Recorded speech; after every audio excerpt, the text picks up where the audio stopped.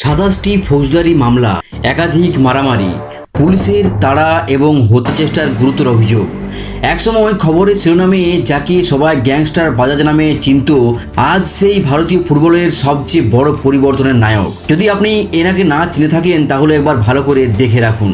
ইনি হলেন রঞ্জিত বাজাজ। তরুণ বয়সে রঞ্জিত বেছে নিয়েছিলেন এক উগ্র এবং বেপরোয়া পথ। চণ্ডীগড় এবং পাঞ্জাবে একের পর এক মারামারি আর আইনি ঝামেলায় জড়িয়ে পড়েছেন তিনি। 2010 সালের এক হাইকোর্টের বিচারকের ছেলের সাথে মারামারির ঘটনায় তার বিরুদ্ধে হত্যাচেষ্টার মামলা করা হয়, গিয়ে জেলে যেতে হয়। জেলখানার চার দেওয়ালের মাঝে বসেই রঞ্জিত সেদিন অনুধাবন করেছিলেন তার ভুল হয়েছে। তিনি বুঝতে পারেন এই পথ তাকে ধ্বংস ছাড়া আর কিছুই দেবে না। তিনি সিদ্ধান্ত নিয়েছিলেন গ্যাংস্টার বাজাজ থেকে তিনি বেরিয়ে এসে একটা নিজস্ব পরিচয় তৈরি করবেন। পরবর্তীকালে আইনি লড়াইয়ের মামলা থেকে রেহাই পাওয়ার পর তিনি ফিরে আসেন আর তার শৈশবের একমাত্র ভালোবাসার কাছে তিনি ছুটে যান, তা হলো ফুটবল। তিনি প্রতিষ্ঠা করেছিলেন মিনার্ভা একাডেমি, কিন্তু পথটা সহজ ছিল না।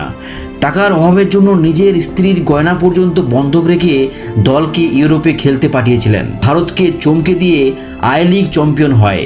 ফুটবল জগতে এসেও তিনি থেমে থাকেননি। ভারতীয় ফুটবল প্রশাসনিক দুর্নীতির বিরুদ্ধে তিনি বারবার সোচ্চার হয়েছেন, যার জন্য তাকে বিভিন্ন সময় নিষেধাজ্ঞার মুখোমুখি হতে হয়েছে। কিন্তু রঞ্জিত বাজাজ কখনো পিছু হটেননি। তার জীবনী থেকে আমরা কি শিখতে পারি?